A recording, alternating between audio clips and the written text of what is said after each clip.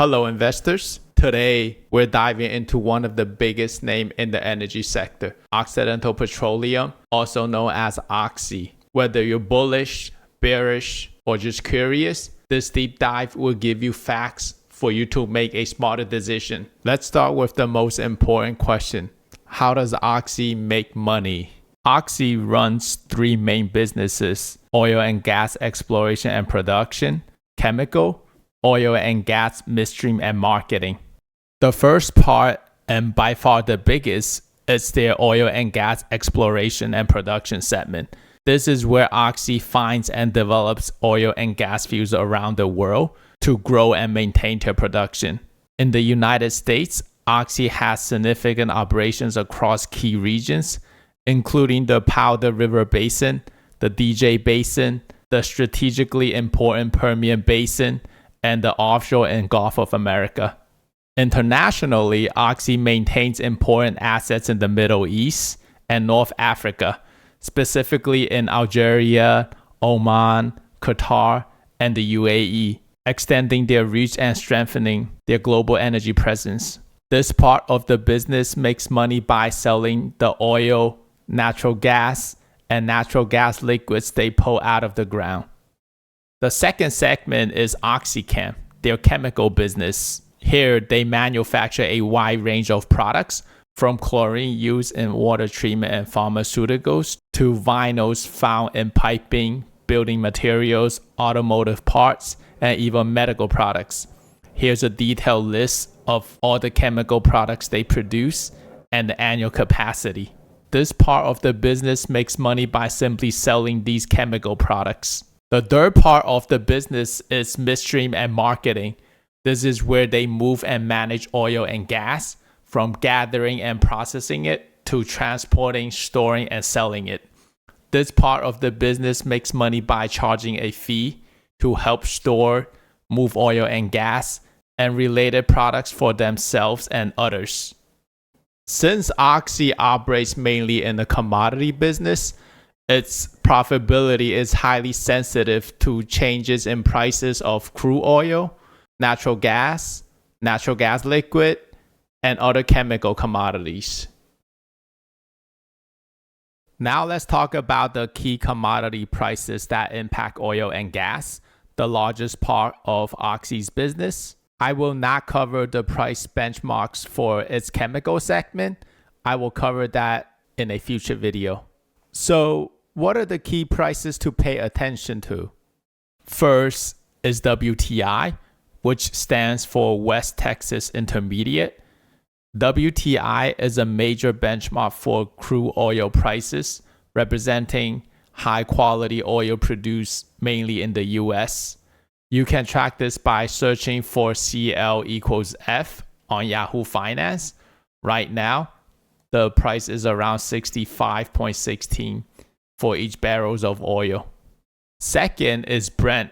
Brent is the global benchmark for crude, made up of oil from the North Sea. It's used to price about 2/3 of the world's internationally traded oil. You can track this by searching for BZ equals F. As you could see, now the price is around $67.66 per barrel of oil. Usually, Brent is always $2 or $3 above WTI. Third is Henry Hub for natural gas. This is a primary benchmark for natural gas prices here in the US. It reflects the futures price traded on New York Mercantile Exchange and is the most widely used reference for US natural gas markets. Right now, it's being priced at $3.11. One thing to be aware of here is the unit. So this is not being priced at per barrel. It is actually being priced at this unit called million British thermal units. In short, it's MMBTU. So for natural gas right now, for each MMBTU, the cost is at $3.11. To put things in perspective, if you do the unit conversion, it's roughly around 6 MMBTU is equivalent to 1 barrels of oil. Fourth is Mont Belvieu natural gas liquid. This benchmark tracks natural gas liquids like propane, priced at Mont Belvieu, Texas, the central hub for natural gas storage and trading. You can find this by searching for Mont Belvieu propane spot price at ycharts.com/indicator. So now the price is around 68 cents USD per gallon. Be aware of the unit here. It's in gallon.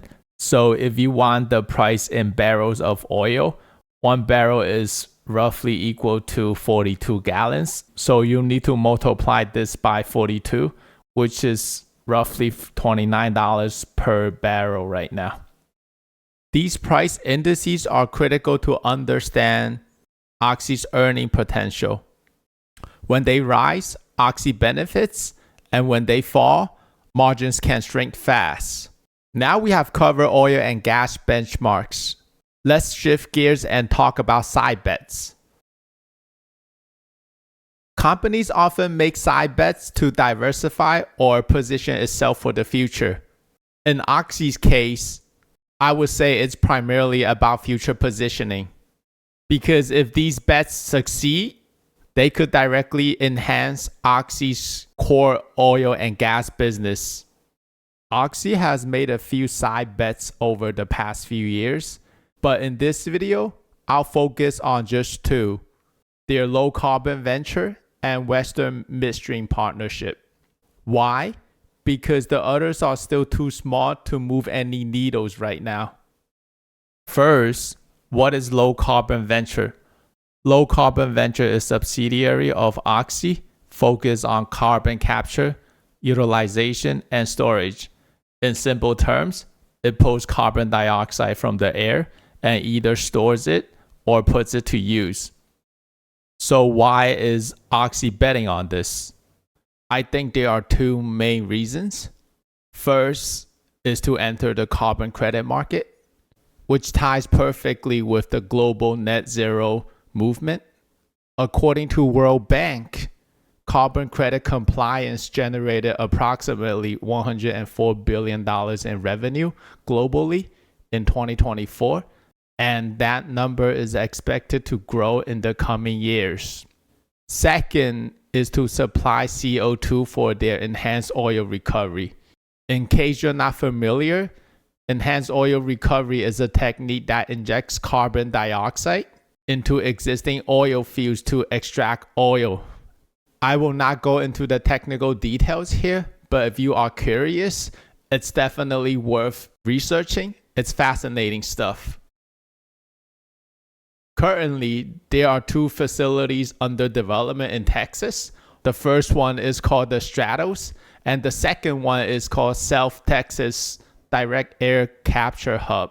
Each facility will capture up to 500,000 tons of carbon dioxide per year. For Stratos, Oxy has partnered with BlackRock, which has committed $500 million toward the project. Stratos is expected to begin operations in Q3 2025, which is anytime now, starting with 250,000 tons per year and scaling to full capacity of 500,000 tons per year by mid-2026. For the South Texas DAC hub, it is still in the joint venture discussion phase with potential partners including ADNOC's investment arm, XRG. Oxy has also received a grant from U.S. Department of Energy for up to $650 million to support development of the South Texas DAC hub. So, how does carbon dioxide removal business work? Basically, for every ton of carbon dioxide removed from the air, US government will give you one carbon credit, and you can sell this carbon credit to other businesses who are required by law to offset their emission. Based on Oxy's projection, they are expected to charge between $250 to $450 per credit. Therefore, assuming they can capture around 500,000 tons of carbon dioxide per year and sell them for 250 to 450 per ton, the facility will be able to generate around $125 million to $225 million per year. Keep in mind, this is just only one facility. So far, Oxy has planned for 2, so it can generate around 250 to 450 in combination. Coming back to the cost, and yes, if you look at this number early on, costs can definitely exceed revenue. But like many businesses, AWS from Amazon being the perfect example, once scaled and optimized, it can be a powerful cash generator. This low carbon venture might be that too. Companies like Airbus, SK Trading International, United Airlines, Shopify, Thermo Fisher, and others have already shown interest in buying Oxy's carbon credit, and that is a very good sign. Now, let's talk about enhanced oil recovery. Here, in case you're new to the term, the recovery factor tells us what percentage of oil in a reservoir can actually be extracted using different techniques. For example, if a reservoir has 1 million barrels of oil and a recovery factor of 15%, you can extract 15 million barrels of oil using that method. Here, you can see with CO2, oil recovery can be improved by 45% in conventional reservoirs and 10% in unconventional reservoirs. These are huge improvements. Even without carbon credit revenue, this recovery factor boost alone could probably justify the investment. Personally, I love this bet by Oxy. It's a classic asymmetric bet, meaning heads, they win big, tails, they don't lose much. If the carbon credit market grows as expected, Oxy gains twofold from selling credits and using CO2 for oil recovery. If it doesn't, they still benefit through enhanced oil recovery. It reminds me of Amazon's early bet on AWS, a new potential market and internal benefits regardless of external success. And we all know how that turned out. Now we have covered low carbon venture. Let's talk about Western Midstream Partners, also known as WES on New York Stock Exchange. Western Midstream Partners is a publicly traded company listed on the New York Stock Exchange, currently valued at around $15.5 billion as of July 28, 2025. Due to its scale and complexity, I won't dive too deep into West today. I will cover it in a future video. Don't forget to subscribe so you won't miss it. In a nutshell, Western Midstream Partners operates in the oil and gas midstream space. Their business involves gathering, compressing, treating, processing, and transporting crude oil, natural gas, and natural gas liquids. Notably, West currently pays an attractive dividend of $3.64 per year, approximately 9% yield. As of year-end 2024, Oxy owns approximately 43.5% of West, with West market cap at about $15.5 billion. Oxy's ownership stake translates to roughly $6.75 billion in equity value. With dividend yield close to 9%, This ownership provides Oxy with around $600 million in dividend income annually, making it a significant source of cash flow. Oxy inherited this significant stake from its acquisition of Occidental Petroleum back in 2019. Originally, Oxy held about 49% after the acquisition, but they have slightly reduced that position to 43.5%. Since the stake wasn't strategically chosen by Oxy itself, it's an inherited asset rather than a deliberate side bet. Still, given its substantial size and value, I believe it's essential for investors to understand its role in Oxy's portfolio. Recently, Oxy made a large acquisition. In 2023, Oxy offered to buy CrownRock for about $12 billion. The deal officially closed last year on August 1st, 2024. So why did Oxy make this acquisition? There were two main motivations. First, CrownRock owned high-quality assets in the Permian Basin, some of which are literally right next door to Oxy's existing asset. This creates operational synergy and scale advantages. Second, it significantly boosts production. The acquisition is expected to add roughly 170,000 barrels of oil equivalent per day to Oxy's output. To finance the acquisition, Oxy raised about $10 billion in new debt, which added significant pressure to its balance sheet. They also issued 29.6 million common shares, leading to further dilution for existing shareholders.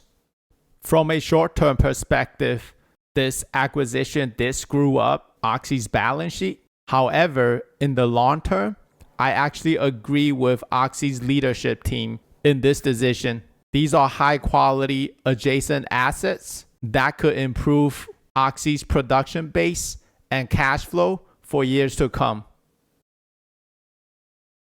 Next, I want to talk about Oxy's capital structure. In case you're not familiar, capital structure refers to how the company finances its overall operation and growth using different sources of funds. In this section, I will be talking about their debt status, preferred stock, warrants, and Warren Buffett's ownership in Oxy. As of Q1 2025, Oxy has approximately $24 billion in total debt remaining.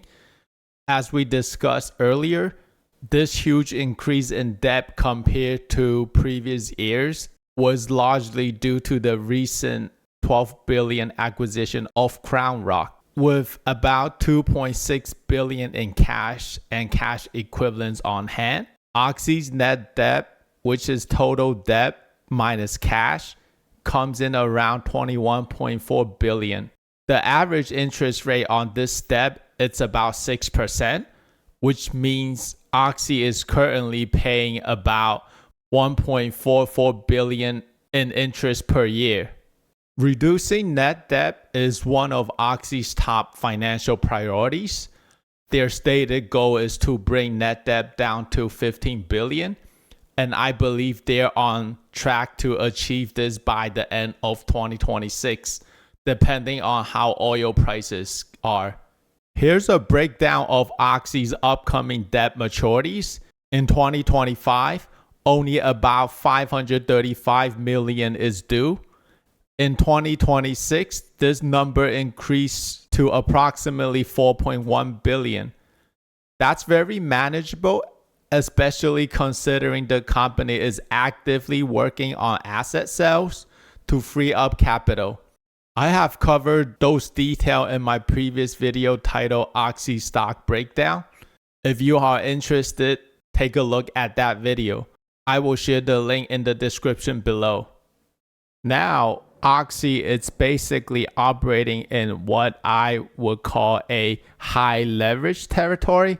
However, I believe the risk of bankruptcy is extremely low. If the company remains disciplined with its debt reduction strategy, it could deliver significant return to long-term investors. Warrants are financial instruments that give the holder the right to, not the obligation, to buy or sometimes even sell a company's stock at a specific price before a set expiration date. They're like stock options, but there are some important differences in terms of origin, structure, and shareholder impact. Here's a quick breakdown of the key differences between warrants and options if you want to take a look. Now, let's talk specifically about the two types of warrants related to OXY. They are both right to buy warrants. First is Berkshire warrants.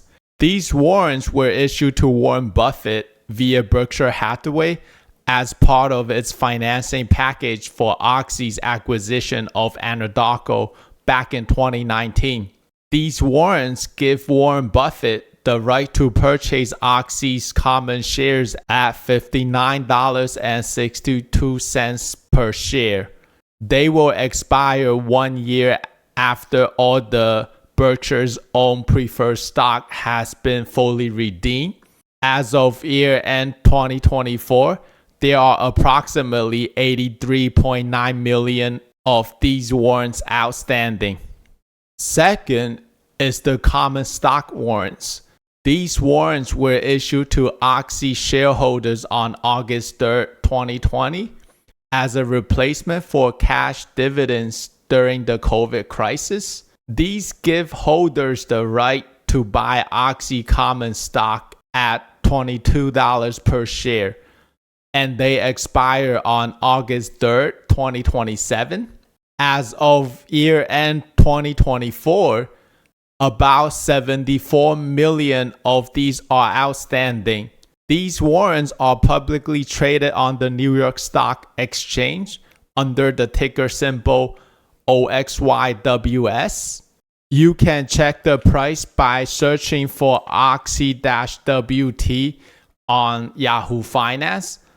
Yeah, this is slightly confusing because it is not OXYWS as stated in OXY's financial statement. On Google Finance, it's actually OXY Plus. So depending on the website you use, it might be different. But if you see one related to OXY and around this price, then that's the warrants. One important thing to keep in mind is that gains and losses for these warrants behave differently compared to common stock. As you can see, the price movement here tend to be more amplified than the underlying share. OXY warrant went up by 3.5% and OXY common share only went up by 1.88. If you would like to learn how the gains and losses on OXY warrants are calculated, check out this previous video that I have made on this. I will add the link in the description below. In total, there are around 157.9 million OXY related warrants outstanding. This is a crucial detail for us investors to track because when these warrants are exercised, they increase the total number of shares, diluting existing shareholders. In case you're not familiar with preferred stock, it's basically a type of ownership in a company that has characteristics of both equity and debt. It represents ownership and pays a fixed dividend. Back in 2019, OXY wanted to acquire Occidental Petroleum. To close the acquisition, OXY needed an additional $10 billion in funding. With limited financing option available, the company turned to Warren Buffett. The deal was structured as a $10 billion investment from Berkshire Hathaway in the form of preferred stocks, offering Buffett an 8% annual cash dividend and a special redemption provision. The 8% dividend is straightforward. On $10 billion, Buffett receives around $800 million in cash dividends each year. But keep in mind, Oxy has already retired some of the preferred. Now, its outstanding balance is $8.5 billion. So 8% of that, it's around $680 million per year. Now, let's break down the two rules of this preferred stock agreement. If you read this carefully, it basically has two rules. The first rule is redemption premium. If Oxy redeems the preferred shares before August 2029, they must pay a 10% premium to face value.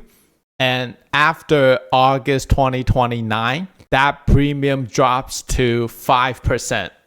For example, if Oxy wants to redeem the full $10 billion before August 2029, they will have to pay 10% more, which will cost them $11 billion.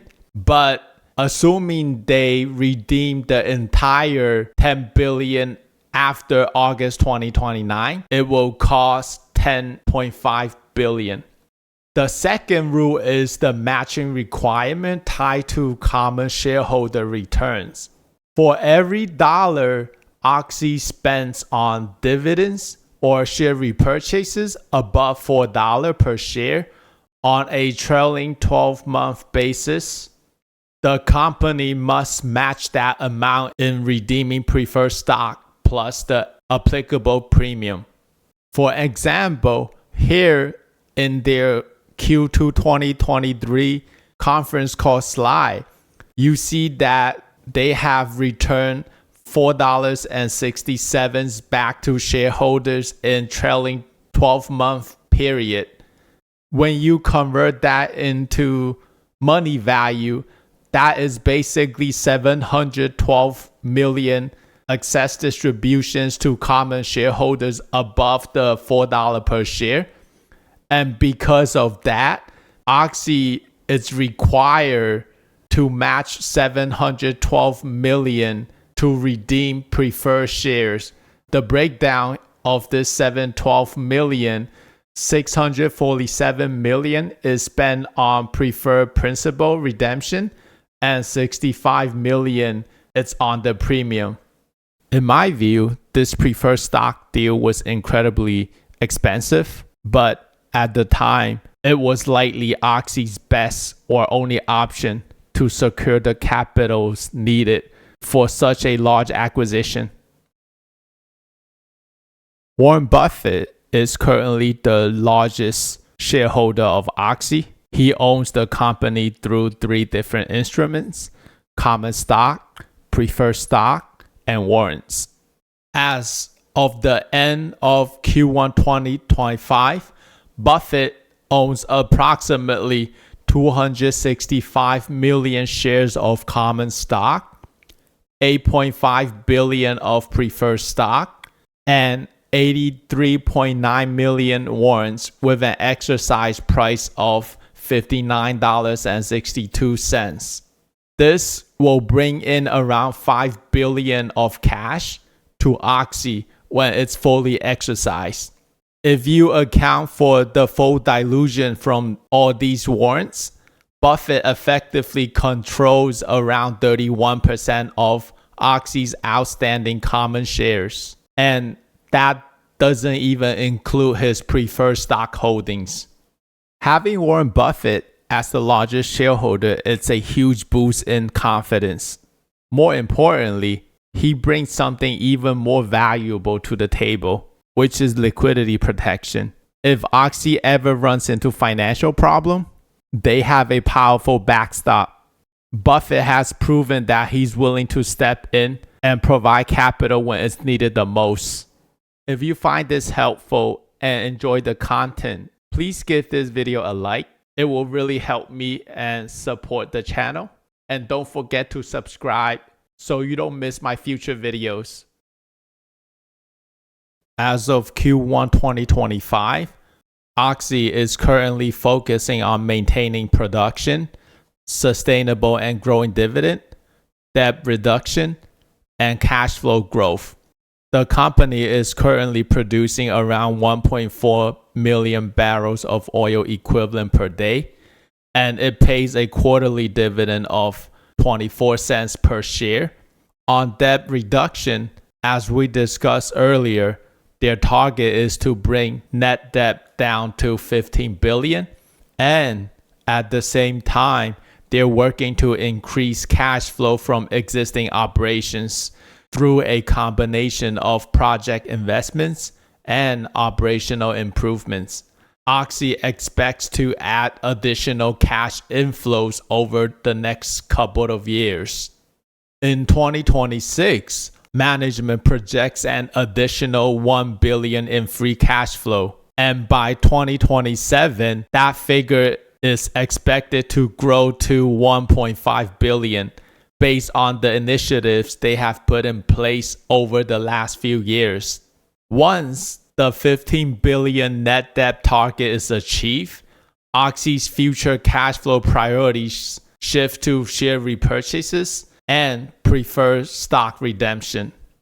Personally, I really love Oxy's cash flow management. Their strategy is disciplined, shareholder friendly, and sets them well for long-term value creation. Next, let's talk about capital expenditure, or CapEx in short.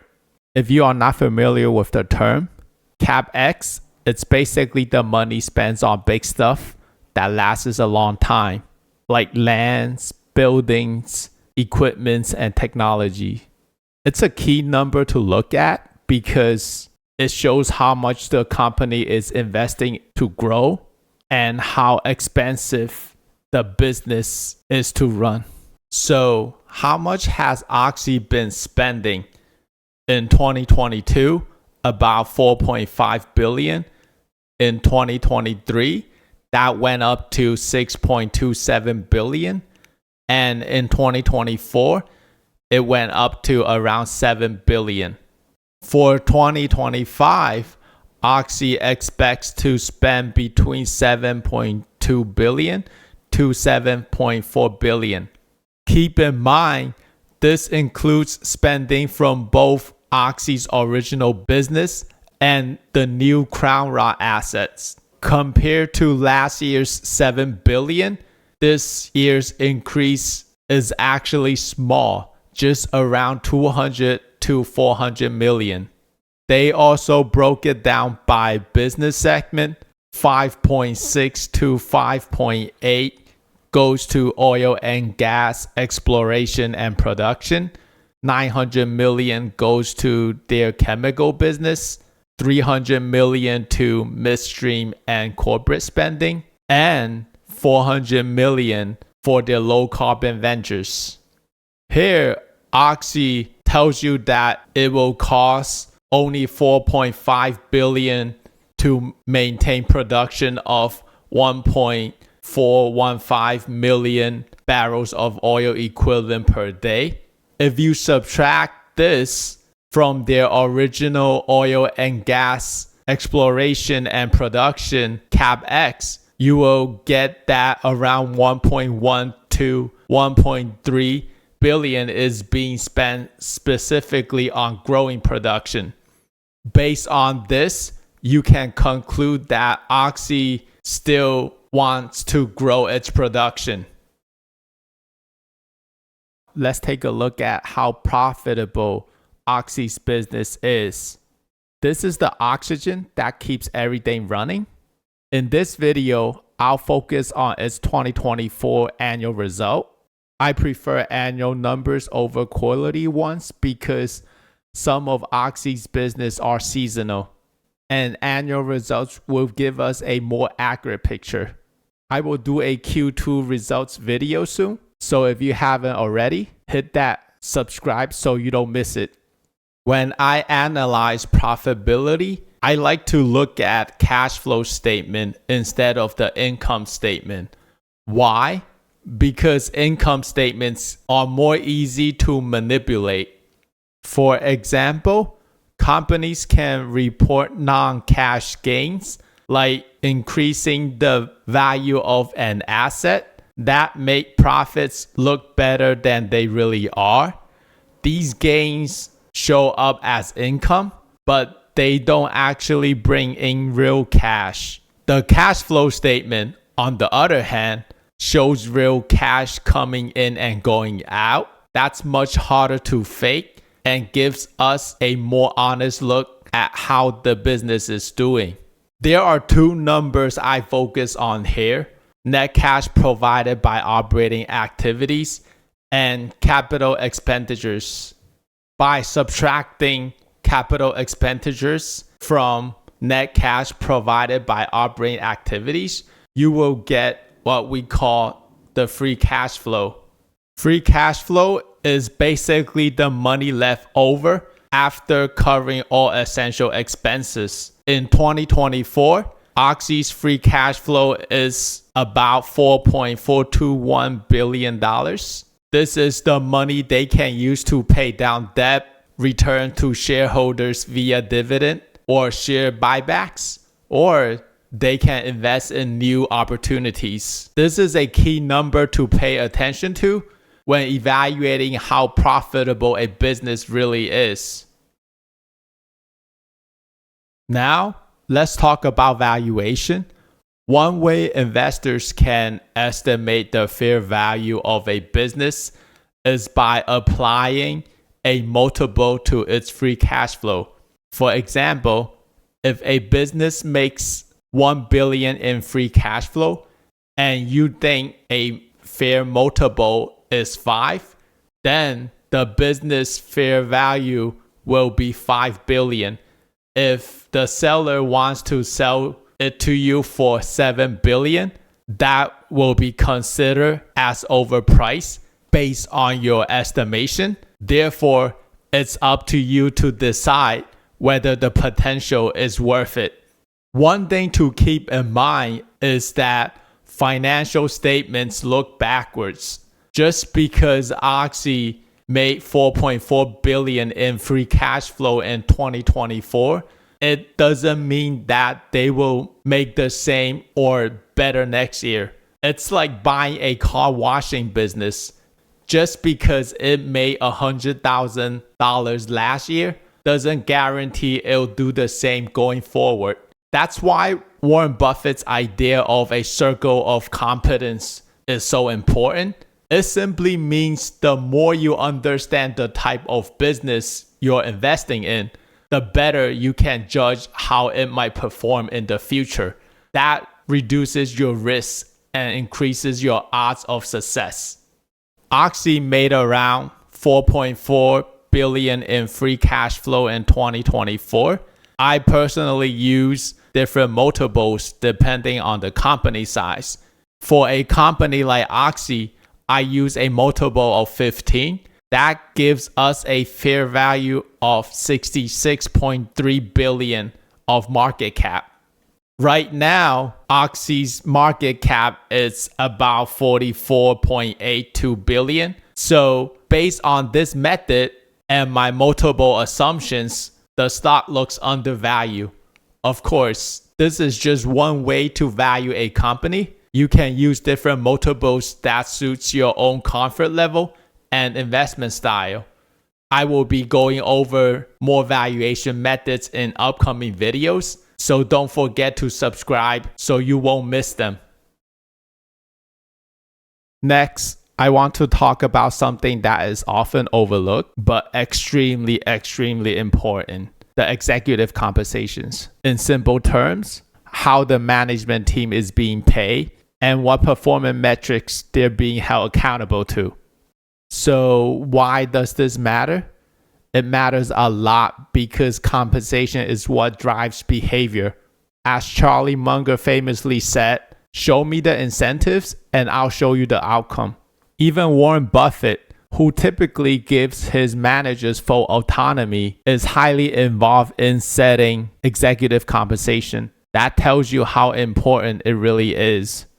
You can find these information in the company's proxy statement, a document required by the SEC before every annual shareholder meeting. It contains details such as the board of directors, shareholder proposals, and of course, executive compensation. What we care most about is the executive compensation, how their pay is structured, and what its performance is tied to. Here, Oxy states they remain committed to a pay-for-performance philosophy using the same performance metrics as last year. So let's look at 2024's performance criteria to understand what's driving executive pay. Oxy's executive compensation is split into 3 parts. First is their base salary, which is fixed. Second, it's annual cash incentive. And third is the long-term incentives. And both of these are variable, which is based on performance. For us investors, the most important part is understanding the performance metrics behind this variable compensation. What goals are executives being paid to hit? I personally prefer metrics tied to business fundamentals like cash flow growth or operational efficiency, because in the long run, stock prices will always follow the fundamentals. Just as what Warren Buffett said, in the short run, the stock market is a voting machine, but in the long run, it's a weighing machine. On the other hand, I'm cautious about compensation directly tied to stock price performance because stock prices can be manipulated in the short term. Executives might focus their energy on manipulating stock prices for their own personal gain over doing what's best for the business. For annual cash incentive, compensation was based on financial performance and sustainability goals. For financial performance, it's set on total spend per barrel, and the target is $30.15. And secondly, it's set on CROCE, which stands for Capital Return on Capital Employed, which measures how efficiently a company turns capital into cash. And the target here is 21%, which means for every $100 capital invested, it is targeting $21 in return. On sustainability goals, these are focused on getting emissions and low carbon projects into operational status. Personally, I love these metrics. They are all focused on business fundamentals. Now, let's break down the long-term incentives. There are 3 parts. First, TSR, which means total shareholder return. Second, CROCE, which means cash return on capital employed. Third, RSUs, which stands for restricted stock units. Here, it tells you TSR is the change in price of a share of common stock plus reinvested dividends over a specific period of time, and is an indicator of management's achievement of long-term growth in shareholder value. Personally, I'm not a fan of this because it's tied to stock movements, which can be influenced by things other than business fundamentals. Cash return on capital employed. This is one of my favorite metrics. Again, because it measures how efficiently a company turns capital into cash. For example, if the company invests $100 in a project and that project generates $20 in cash annually, the CROCE will be 20%. In fact, Warren Buffett even said this is one of the most important metrics he looks at. For their performance target, the better the CROCE, the more stock units an executive earns. If the return is greater than 22% or higher, they will get 200% of the target award, and so on. Lastly, RSU, or restricted stock units, are basically stock grants with a vesting schedule. It is usually assigned at the time you sign the offer, and during your annual compensation package review. For OXY, these vest over 3 years, 1/3 each year. So let's say you're granted a total of 90 RSUs. You will receive 30 per year over 3 years. Here's how the CEO's compensation was structured. 10% base salary, 15% annual cash incentive, 30% restricted stock units, 22.5% total shareholder return, and 22.5% tied to cash return on capital employed. Based on this, that means 90% of the CEO's pay is performance-based, and that's something that I really love to see. In 2024, Vicki Hollop, the CEO, made around $18 million, consistent with 2023. Compare her to other executives, she earned about 3x more, mostly through stock awards, which align with the performance-based structure that we saw. Another thing that I love is OXY's executive stock ownership requirement.